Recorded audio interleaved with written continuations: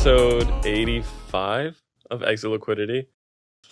Anyone watching a little bit later, you can kind of remember this fuzzy moment as like, what, ETH nuking 17% in like 4 minutes, and then everyone talking about BD on Twitter for like a week. I think that's a good way to like mark this moment in people's minds. We have probably one of the most kind of exciting protocols, L2s in the ecosystem, the team on a mission to make Ethereum great again, MegaETH. We have Namik and Shuyao. How's it going, guys? Going well. Thanks for having us. Yeah. Yeah, it's exciting. Here in New York, how's your time in New York been? Coming off the very fun Speakeasy event. I know a few people that went to that. I mean, you were there. What do you think? How was it? I think it was a great time. I thought it was a great time. It was a lot of thought went into kind of picking the location, and I appreciate that. Usually people just pick whatever bar, whatever rooftop. Looks like there was some history involved in selecting that location. Yeah, I mean, it's just like one of my favorite bars in the city. Yeah. So it is. That's the culture for Yeah. you. Some MegaETH floor. Yeah. The show is called Exit Liquidity. We like to kind of take you guys on a trip down memory lane. Everyone in this industry kind of learns tough lessons and has like some battle scars. Namik, we can start with you on your favorite moment of you being Exit Liquidity. Yeah, there's one that's particularly traumatic, I'd say. I got a message saying, hey, check out these NFTs. And I'm not an NFT guy. And it's just like these chain runners. And it's like, yeah, a lot of smart wallets are buying this. You should check it out. I'm like, okay. And I just like blind mint like 20, 30. And then I'm getting some really rare chain runners, right? Like top 15. So, get some pickup, get some steam. Over a weekend, it was like all the VCs are buying this. It's enshrined. The floor rips like 2 free ETH. And I'm like, yo, this is amazing. But this is the next Bored Apes, clearly, right? Clearly. And I just don't sell. Yeah. And very quickly, somehow Moonbirds becomes the VC chosen NFT collection. And I ride this thing back down to like, I sell a couple, but I ride this back down to like 0.2 ETH. So yeah, this was a case of me just too much opium. Bag held from the bottom to the top and back to the bottom. That was probably my biggest round trip / exit liquidity moment. And he was shilling chain runner to me. I had never even heard of that one. Yeah, when it was at the height. No, I told you to mint them. Did you? Yeah, I did. Oh, You just actually, didn't do it. But then, it went up and then it came. Yes. And there was this duck NFT as well. What was the duck one? I don't remember the duck. I don't know. He said he's not an NFT guy, but he had a lot of NFTs. Yeah, I like photography NFTs. Yes, that's Yeah. true. But that is just like even more exit liquidity because hopefully one day you will be my exit liquidity. But if you're not, it's just me holding my liquid bags. How about you? Mine is obvious. It's on my Twitter bio. I got into crypto many years ago and then had a lot of belief. But then I also wanted to come back to the US, and the best way was via school. My school happened to be very expensive, so I had to sell my ETH to go to school. And ETH was $80. Oh, wow. So you actually sold. Oh, I read the bio as like you were just spending money on college instead of buying ETH. You actually had it sitting, liquidated it all, and had to pay for I had college. to sell some, It's expensive school. That's rough. How long ago was that? $80 ETH, That was 2018. 2018. And the chain runners was That was 2021. 2021. You can tell the level of seniority and experience based on the magnitude of ball drop. Yeah. No, but I think I'm a bigger exit liquidity than him. Yeah. $80. Yeah, that's a tough one. I saw you describe yourself, Namik, as kind of a local degen. You've had some stints in prop trading and running kind of DAO operations in places like Consensus and some other places. If you kind of had to describe some of your favorite memories of the last few years in the space that probably weren't as bad as being Exit Liquidity. Yeah, so I enjoyed the venture side because it was like super intellectually stimulating, right? Looking at new ways to scale crypto, which by the way, like we still haven't really done, right? People like to pretend now. If you want to figure out where we are in history, like we're also all fascinated of like Telegram distribution right now. Hmm. I don't think that's it, but also just like venture was really cool because you were looking at new ways to scale the industry, new novel techniques, and just meet lots of cool founders. So I think that was like a really fun time, even though it was really, really chill. I have lots of fond memories of the prop trading days just because I was trading a book during the bear market, and open interest was so low during periods of times that like just like you couldn't actually you couldn't put size into Lido because you'd be moving the market, right? And that's by no means a flex. It's actually just really, really seeing how down bad we were as an industry during the bear market. The level of liquidity was shocking. And then when I graduated college and I joined Consensus to work for Shuyao, I had a lot of fascinating memories of us just trying to do crazy growth strategies and seeing what clicks. So, yeah, I would say those are a couple different interesting memories of mine. Yeah, and Shuya, you were leading global BD at Consensus for a good amount of time. MetaMask, Infra, Linea. Any like favorite moments other than meeting Namik at Consensus? Oh, we go way back. Yeah. Before Consensus. Oh, really? Before Okay. crypto, actually. Yeah. Oh, really? Interesting. So I used to have a privacy-focused nonprofit, single sign-on protocol. Then we got into the Mozilla Firefox incubator. Namik was doing... I was trying to build like a physical location social network, which is like the most classic, basic, like college kid idea during COVID. So no one wants to leave their house either. Yeah, so we met on this incubator. And then, he was interested in working with us. And so, it's called Human ID. So we're working on Human ID. And then and one day he was just like, I'm really interested in CBDC. I was like, yo, bro, like, gotta save the kid out of CBDC jail. Went on a call with him. I was like, don't do that. Like, check out DeFi. Then 6 months later, he was doing some wacky DAO stuff that I would not even touch. So he got more crypto native than myself in 6 months. Yeah. COVID. I had nothing to do except read white papers and like trade like, food coins. But that got you in the door. And then, he was doing prop trading and then joined me at Consensus after he graduated. And so we know each other way back. Any like major memories come to mind from the days at Consensus? I mean, they're probably one of the biggest movers in the entire space, from MetaMask to... Yeah, I mean, there are so many. I'll mention a few quickly. I think one was in 2018. We had an offsite in Portugal with everyone. Back then, there were like 50 dApps that's using Ethereum. And then I remember it was also when Infra hits the first 1 billion API call, so quite a milestone. But the bigger moment was, I think Elon Musk, one of his rocket was going up as people were watching that. And in another room, there was a protocol called Celarius, which is allowing fans to co-write science fiction. And I remember that moment so clearly because you have the rocket going and you have the Infura API going and you have this like super sci-fi cypherpunk conversation. So I think that quite summarized the first cycle of people putting imagination onto Ethereum. So that was a really fond memory. I think the second one was, I think that's something that hit me quite hard was when I had the sunset truffle.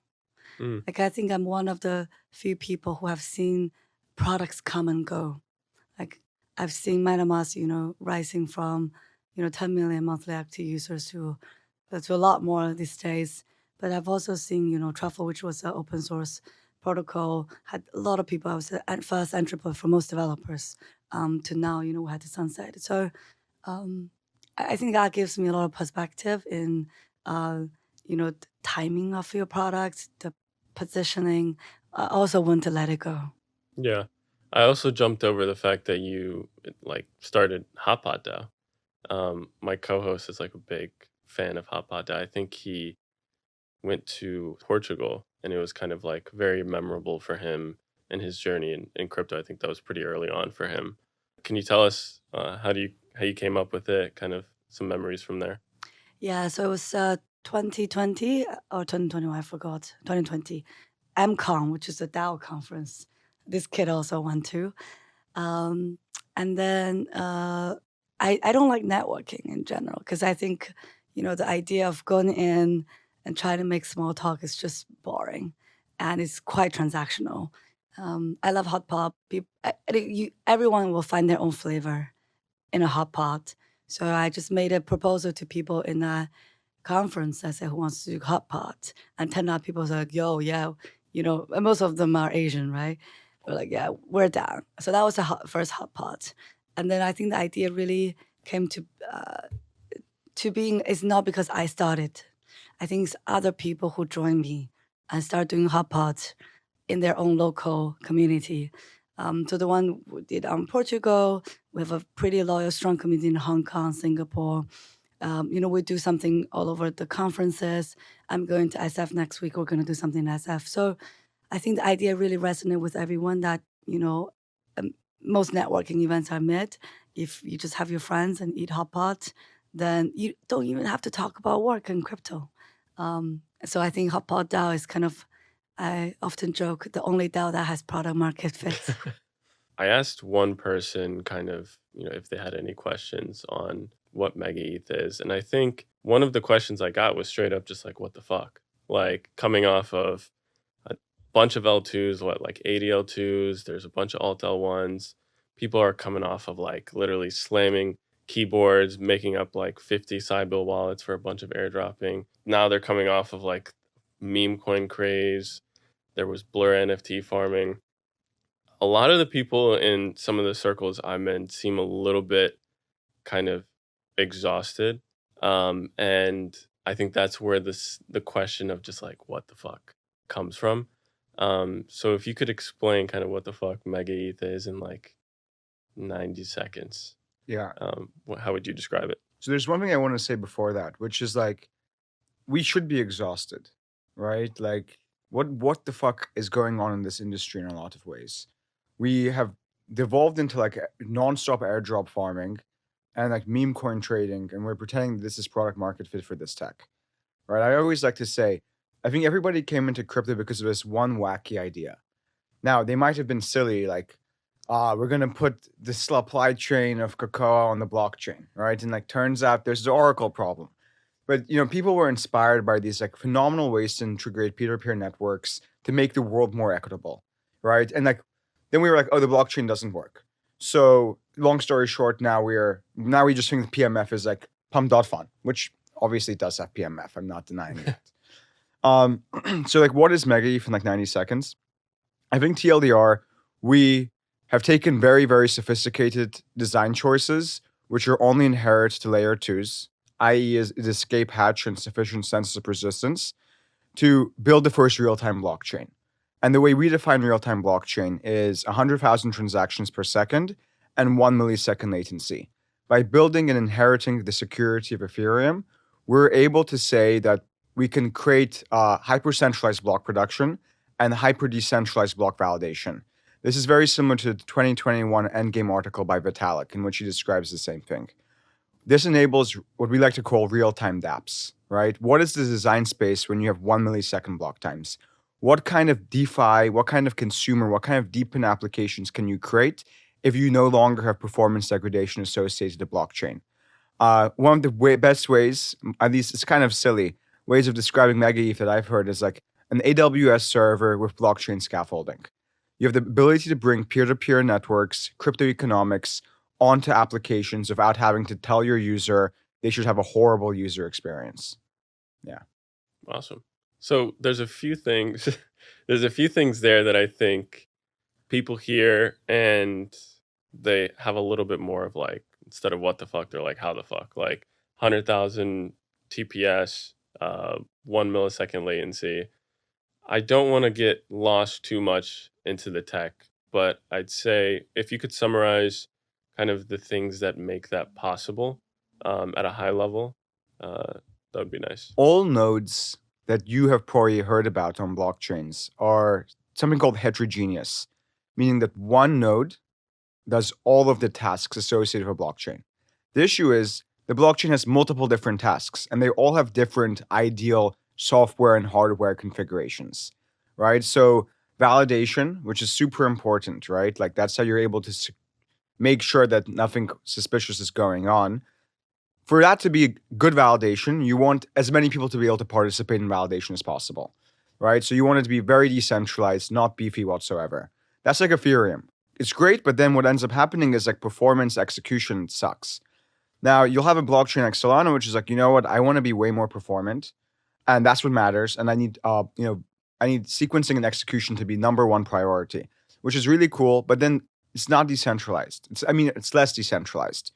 And that also is not ideal, right? What we do is we say, hey, again, because we are able to inherit the security of Ethereum, we can make way more sophisticated design trade-offs. So we say, well, what if we could have each node be specialized for the particular task, right? If we can have one node that does sequencing and execution, we can make that node extremely beefy, right? Much, much, much more beefy and much more performant than the Solana node, right? And if we have, really, really performant block production with this one node for this task, why don't we have like another node that is really, really light and that does block validation, right? So, and then our prover networks are super light and they're able to do a subset of the sequences transaction with our various optimizations. So I would say that's how we're able to have this level of performance. Because we are built with the security of Ethereum, which is the most decentralized L1, right? You're not going to be a more decentralized Turing complete L1. I think that's cope, that's cap. Because we're built on Ethereum L1, we can start making really interesting trade-offs, which it's not warranted anywhere else. Yeah, so I always like to say, we're not trying to sell like magic in a bottle, right? It's not like, wow, like real-time blockchain, no trade-offs. Like we can do this because we're able to leverage Ethereum. One of those elements that I understand semi-deeply and think is interesting is kind of the sequencing. And so I think the assumption we can make is that people understand the Arbitrum sequencer. They learned about it when it went down and they couldn't, do anything on there. So assuming that people understand that, expanding upon that with shared sequencing, I think at a high level, people understand when anything is shared and distributed, it's going to take longer it's just going to be slower. It seems like common sense. Can you guys describe this kind of sequencer rotation that you guys are working on? I've seen a few people and a few threads on Twitter. I know we don't have Lei here, who's been kind of, not arguing, but discussing with a few other people, enlightening a few people on the difference between shared sequencing and what you guys are working on. So can you kind of walk through what MegaETH is doing and kind of use maybe another L2 to kind of explain that? Basically, let's talk about the Arbitrum sequencer, right? So what's interesting is that a lot of teams have decoupled the sequencer from the rest of the node stack, but no one's actually optimized it, right? So you haven't made the node itself optimized for the action of like what the sequencer should do. And that's how MegaETH is really differentiated. And we do all of these like optimizations on the sequencer and the rest of the stack. Like, on the sequencer, we do JIT compiling and memory computing. We do parallelization. On the prover network, we do something called stateless validation. And, optimizations across the stack, right? Now, what is different is the fact that like we are not interested in the conventional definition of decentralizing the sequencer, because our edge comes from hyper optimizing this one sequencer. The way that MegaETH is able to be real time, right, is because we don't have to go through the consensus traditionally associated with L1s. When you have many, many, many sequencers, right, that ends up becoming a bottleneck. And that's going to prevent streaming transactions. So there's a lot of conversations on the timeline of like, yes, shared sequencing. Why? For the purpose of decentralization. Decentralization is super important. That's why we're building on Ethereum, right? But we have that level of decentralization baked into the chain. If someone is on L2 and the L2 sequencer decides to be malicious, well, in the end of the day, your ETH is safe. Like people don't think about how crazy of a statement that is. the sequencer can straight up go loco and you can take your ETH back to the L1. Like that's pretty awesome. So we take that principle and then we basically turbocharge that design trade-off to make a real-time blockchain. So down the road, what we want to do is we want to create a rotational sequencer architecture, meaning that block 1 to block 100 is sequencer A, block 100 to block 200 is sequencer B, and vice versa, etc. Yeah. But it's really important to note that it won't be multiple sequences running at the same time, because that's how you lose this level of performance. Yeah. Go ahead. Yeah, I think the other thing people don't realize is layer 2s are not supposed to be as decentralized as layer 1. If you really want to build a decentralized protocol, you should be a layer 1. Ethereum has done that job. So I think everyone who's advocating like, oh, my layer 2 needs to be as decentralized as Ethereum, I think they're mid-curving their chain in general. So with that principle in mind, layer 2, you're supposed to trust the operator because of the Ethereum guarantee. And that's why we believe the rotational sequencer would give you some flexibility in case the sequencer you're choosing is malicious, so you can have community vote on them.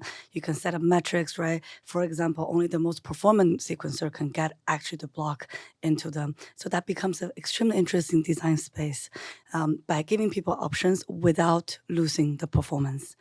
I think something else is super interesting to us of all this debate, right? People think about decentralization as if it's just purely good.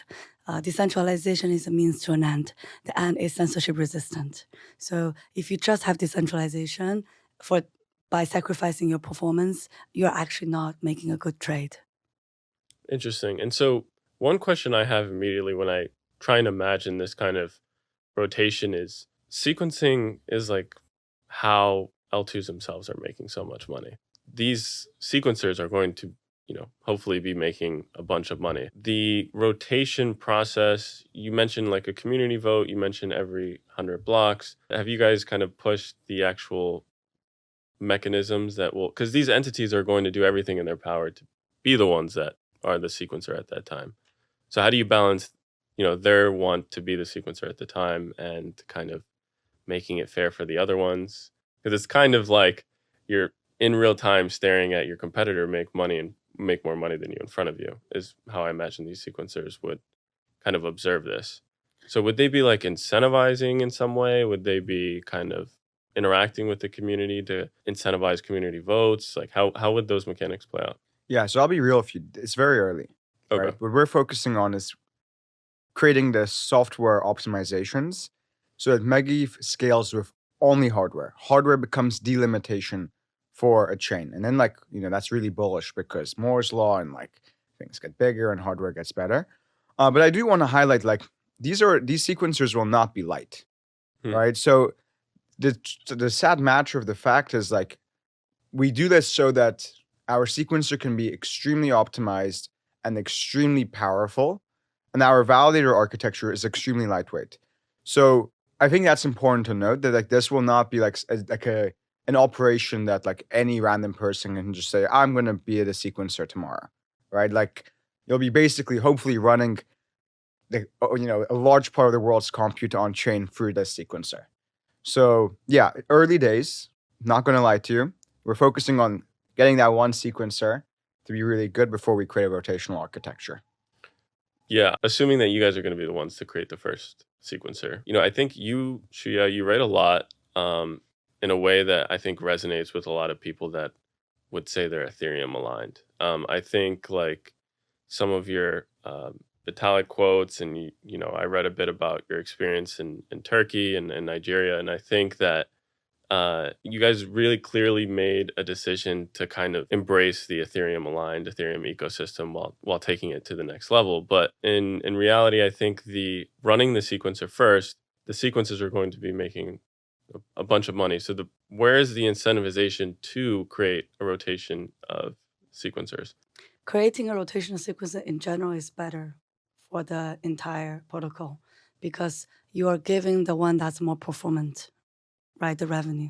So you're not becoming the bottleneck to be the only sequencer. So in general, we believe in building a marketplace, building in the open.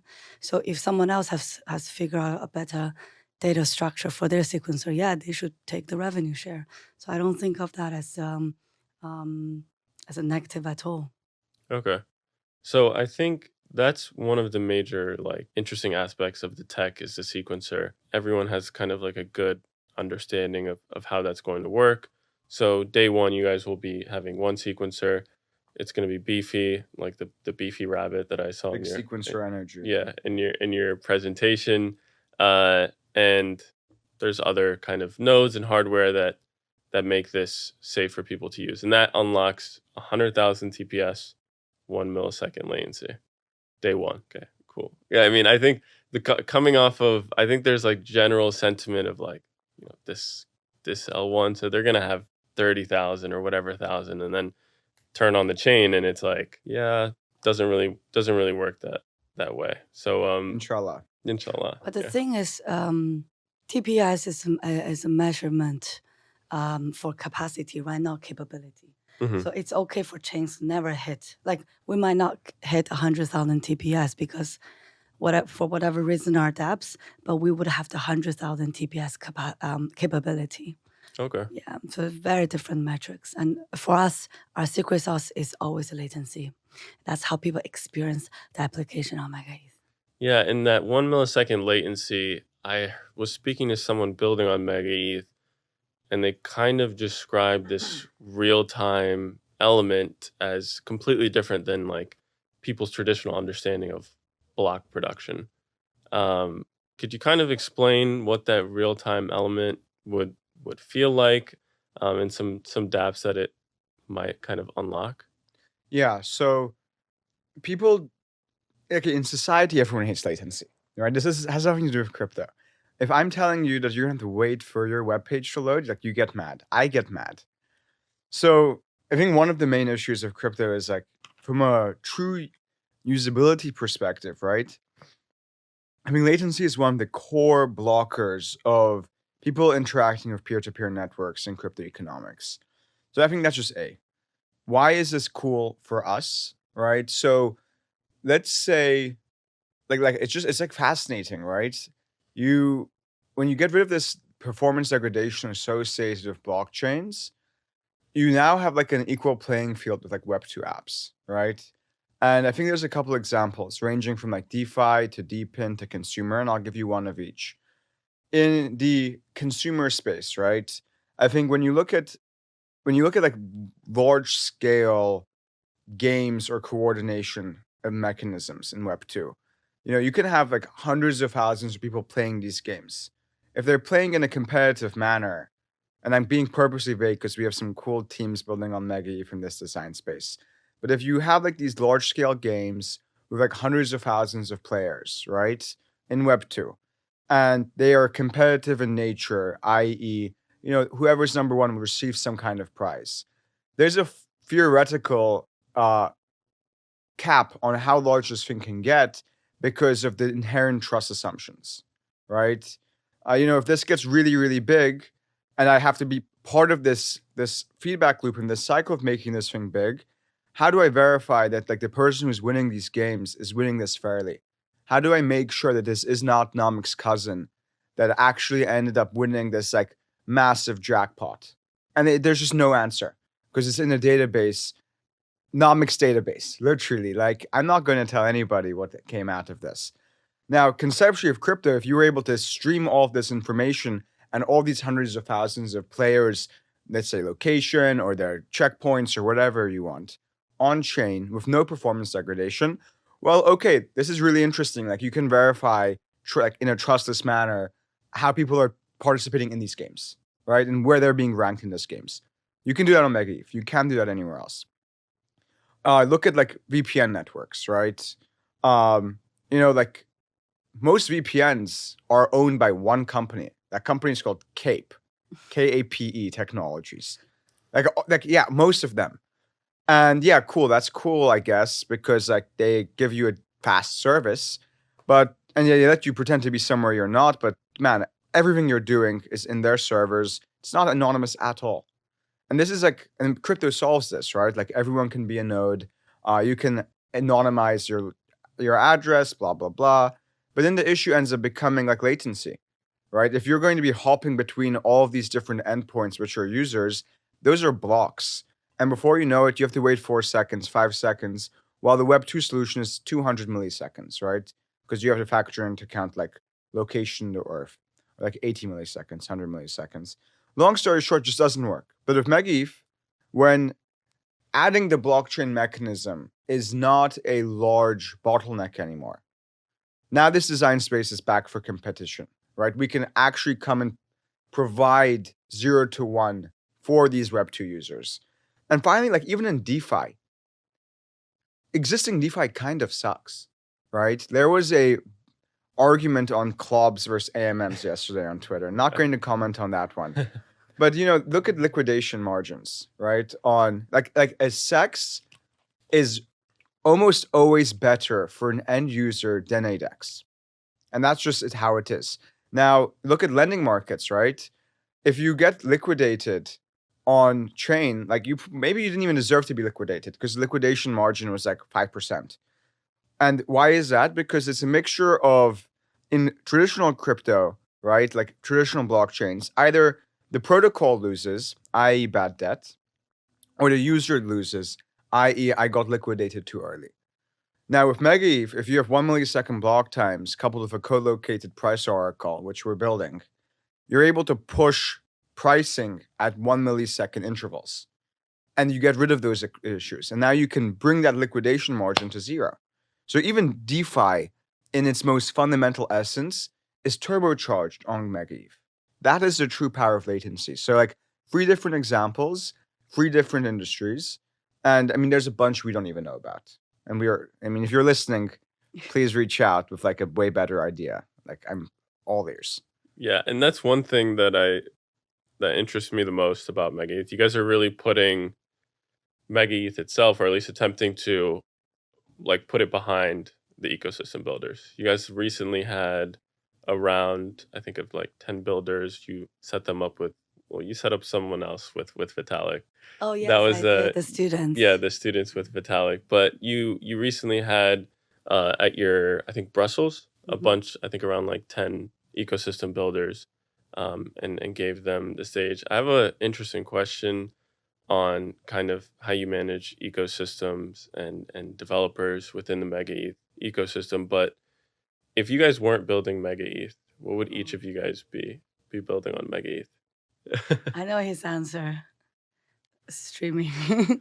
You go first. What would I build? God, this is hard. I'm debating between, because I always believe crypto is the best alternative financial rail. That's why we all exist here. And then, I used to live in Africa, Middle East, India as well. So I feel like in general, that direction of using crypto as some sort of financial rail is a good one. But I'm not saying that as an answer because deep down, I'm not a DeFi person. I'm not a, payment person. I wanted to build something fun. Maybe, I'll build a meditation app on MegaETH. I love to meditate. Oh, nice. That's a good answer. Yeah, I think, do you imagine some of the elements of MegaETH's latency or anything would come into the app? I guess measuring your biometrics, right, when you're meditating. Cool. And in fact, we have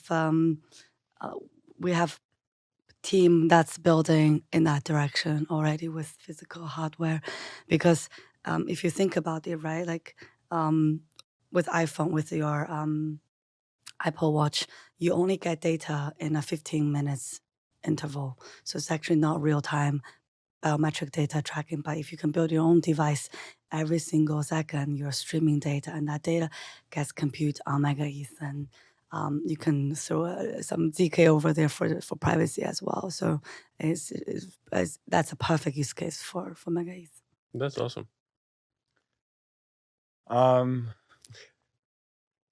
So I have like the very like hypey answer because everyone's talking about prediction markets right now. I've always like, I feel like if like in 6-7 years, no one has built this. I will build this on MegaETH, which is a like super localized prediction market, right? I think everyone's trying to create super large markets for like really, really big events and have like a lot of liquidity. I'm way more interested in like tiny markets for friends. Imagine if we could do like like in a couple months we're going to be doing something called like Mega Zoo, which okay, anyways, long story short, imagine like you're with your friend and you make a bet of your friend like this month about 100 will Shuya walk 100,000 steps in the month of October, right? And we can use there's a couple teams supposedly that have found ways to take like somewhat very like decent information and on the internet, right? Like there's some kind of mechanism and bring it on chain. So we take this information, we create like a clear flow from which we're able to track this statement, 100,000 steps a month, and we create a prediction market around it. And it's like it could be like 20 people, and we're like, okay, well, Shia will do 100,000 steps this month, and maybe we're all living together in Thailand. So now you have people working for their bags, right? Someone will be like, okay, Shu, let's go for a run. And I'm like, oh, like let's get some Chinese food and go watch a movie. So I'm really interested in this. And I think this can like actually scale in the way that like people are interested in. Again, like my thesis is no one cares about the presidential election. Like Gen Z does not care about the presidential election. They don't even vote. Why are they going to start betting on Polymarket about it?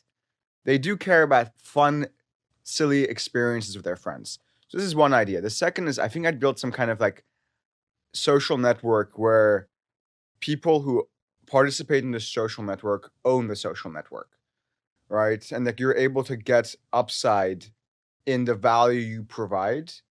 And that means like the attention you provide. I'm very interested in the idea of like, how do you monetize attention as opposed to a dollar? So these are two design spaces. Interesting. And so how do you guys feel like you can platform? So you bring on these developers that are building early in the MegaETH ecosystem, and you kind of like platform them at your guys' events. What other ways do you guys feel like you guys are going to kind of platform the developers in your guys' ecosystem? And what does kind of that time frame look like? Is there something upcoming? Yeah. So I think our first principle with MegaETH builders have always been novel 0 to 1 idea first. And it's fucking hard, right? 0 to 1. And then I thought, what's a better way to force people to actually do things difficult? And I don't believe in remote work or any of that. And that's why we did the co-living, co-building in Berlin in May, where, we rented a hotel and a WeWork space, and every day, right, from 9 to 7, grind. Think about the idea. We ideate with you together, push back on each other. At the end of the month, we had, I think, a decent 7 teams that had good idea. I don't know if you call that platform or create an environment for people to do difficult things. And I think some way to do that is by putting people together in a physical space. I think something else we do is, we help them with fundraising. But it doesn't mean like, oh, let's just do a investor Telegram group. That's too easy, right? We actually work with them on the pitch deck, tailor their pitch to different VCs. We have a bunch of pretty interesting investors who are, spend their own time to mentor the team because they love the idea. They love the 0 to 1. No one wants to invest in another fork. And I think going forward, we want to scale, right, this first principle of co-building, co-living. That's why what Namik was alluding to around DevCon, right before that, we're going to do a Mega Zoo, the Mega Zuzalu in Thailand, partnering with EigenLayer. So again, thinking purely on application, right? Builders come in with some sort of vague idea, right? The idea that gets you excited, the supply chain idea gets you excited in 2017. Let's actually do it now. The technology is there. And when we are all in Thailand together, you can probably dog food your idea with the fellow people, right? That prediction market can Shuya win a Muay Thai? And maybe she can. Just put $100 into it and check it out. So from our perspective, MegaETH is nothing without MegaMafia, which is our builder program. That's why we will never put ourselves in front of the mafia. Awesome. And so you guys have what seems to be the best tech coming out. You guys are really putting a focus on the ecosystem and the builders in there. There's kind of what feels like the last bit of a successful ecosystem or a successful chain is kind of attracting liquidity or getting people to kind of, it's a lot easier on EVM to kind of move, but how are you guys going to get people to kind of not only make that attention move, but make that move with their finances? Yeah, so I mean, I think we can like what are the givens, right? I think that's just one of the powers of Ethereum, or at least being having like a native canonical bridge to Ethereum, right, as a layer 2 architecture, is liquidity flows is really easy, right? And like you see this across the board in recent launches. And you see it also with like how difficult it is to replicate this level of liquidity on an Alpha L1, right? You look at how much money Solana has on Sol L1, and it's like actually not that much compared to Ethereum. You have like layer 2s with more liquidity than Sol. So I think that's just like a guiding principle. I think the way people do that has ranged, right? I'm personally not the biggest fan of like hyper financialization of like hyper financialization of the chain, right? Like MegaETH is here to enable 0 to 1 apps, and we do everything we can to make sure that those apps are successful. And we have strategies that we keep closer to chest on how to make sure that happens.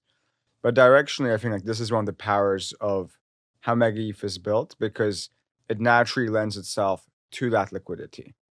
So it's kind of on the more like if you build it, they'll come. So if you have these interesting apps, if you have these 0 to 1 innovations, they'll be there. People will be there. Yeah, I mean, I think there's a lot of interest already on deploying liquidity onto MegaETH because by nature of how MegaETH is architectured, it's like going to be the most efficient environment for absolutely everything, right? Like there are teams building like arbitrage products between like MegaETH, centralized exchanges, and other L2s and L1s, right? Well, the other L1s is complicated, but like, you know what I mean? It's when our block time is going to be like 260x more frequent than Arbitrum, there are natural like liquidity sinks that brings, right? And clubs are the ultimate dream for like fat assets, right? AMMs do not work well for like assets which are large and like there's a lot of it. And MegaETH, by virtue of how we're built, will be one of the most efficient environments ever for a club. And now, yes, we obviously have other strategies as well to get like liquidity on chain, but just not a big fan of the over financialization of everything because like that's how you lose culture. Like if everything's just a trade, that's not the vibes. Yeah. Speaking of some of the vibes, I'm more interested in kind of where the bunny ears came from. I mean, even the name MegaETH, where did it all kind of come from? Yeah, Mega is 10 to the 6. So my co-founder is actually mathematically sophisticated compared to the two of us sitting here. And a lot of people think that MegaETH is a retarded name, but we fucking love it because we hate mid curving. It's like if the name itself, if you're left curve, you're just like, oh, it's ETH, but Mega. If you're right curve, it's like, oh, 10 to the 6. That's so smart. So nothing in the middle. And then in terms of the bunny, we're doing some team building during East Denver, and we're like, yo, who are we? Then we just started talking about what does each person like. And then my co-founder, Lei, and also our CTO said, oh, I really like bunny. If you look at the dude, he actually looks like a bunny. Yeah. He talks like a bunny. He's like, oh, he went to MIT for 6 years. And he said, I go to like this parking lot in MIT and I feed bunny every week. So he just loves it. And we feel like we have to have a mascot or identity that's like actually true to who we are. And also bunny is obviously fast, it's jumpy. So we decided to do the bunny. And if you check out our YouTube channel, which everyone should, because it's extremely educational, we're using bunny to explain a lot of the complex topic like no specialization, the strangler's problem. Yeah, they're actually very useful videos. People should check those out. I saw them on your Twitter. They're very, very useful. And I like the bunny vibes. I think the ears are good. At first, the MegaETH, I'm like, fuck is this? Like having ETH in the name, I feel like is like just hasn't really been done. And I feel like in a while, maybe it was like a very older type of thing. But yeah, I'm warming up to it. It's provocative, man. It gets the people going. It gets the people going. And then it's make Ethereum great again. Yeah. You can't get better than that. Yeah, that's beautiful branding. Yeah, I think that pretty much covers kind of everything. I'll give you guys a few minutes to maybe give a CTA to anybody watching. What should they be looking out for? What they should be paying attention to? I mean, if you want to shoot out a when MegaETH, when you guys expecting to go live? Yeah, I think our biggest CTA is I think we all came to crypto for a reason. We've all been beaten up. We've all been Exit Liquidity for many times. But the reason you're still here is that you believe in something and do something about that. And it's whether it's build on MegaETH, support MegaETH, we're here to push the industry from 0 to 1. And we have the technology. We solve the infrastructure layer. If we still can't build something that people use, this industry deserves to go to 0. But it won't because we're here. Awesome. Pretty beautiful, yeah. Yeah, hard to follow up that one. Story of my life, man. Yeah, So brutal. Yeah. All right. Yeah, I think that's episode 85. Thank you guys so much for coming. Thanks for having Really us. fun. It was good questions. Surprised. Some questions were surprised. Yeah, I had saved a quote from I think your blog that I found. The first and most indispensable use case of crypto remains the gateway to a more chaotic but free financial rail. Whether it's the Turkish Grand Bazaar, the Nigerian black market, or among airdrop farmers, people will always seek anti-fragile currency yields and occasional gambling. Pretty beautiful. You guys are pretty. I didn't realize how I guess ETH aligned you guys are. It's pretty cool. Yeah, I would note it's it's not like a traditional term of ETH alignment, right? Like we ETH love Ethereum. Yeah. But yeah. We're not Ethereum Foundation aligned. Yeah. We are censorship resistant aligned. ETH aligned has felt like settling for kind of crappy UX. And so it's like you're kind of adopting some of the ETH alignment, but kind of creating a better user experience. I think the simplest form is people use something like Solana, transaction goes quickly, and then you use an L2 where it's supposed to be as similar to that as possible. And you don't get that. Yeah. So hopefully. But please don't call us ETH aligned. No? Okay. No. Just say real-time blockchain. Real-time blockchain. It's what the fuck is a real-time blockchain? Well, to make Ethereum great again, I mean... It's for those in the know, you know? Yeah. I appreciate you guys coming out.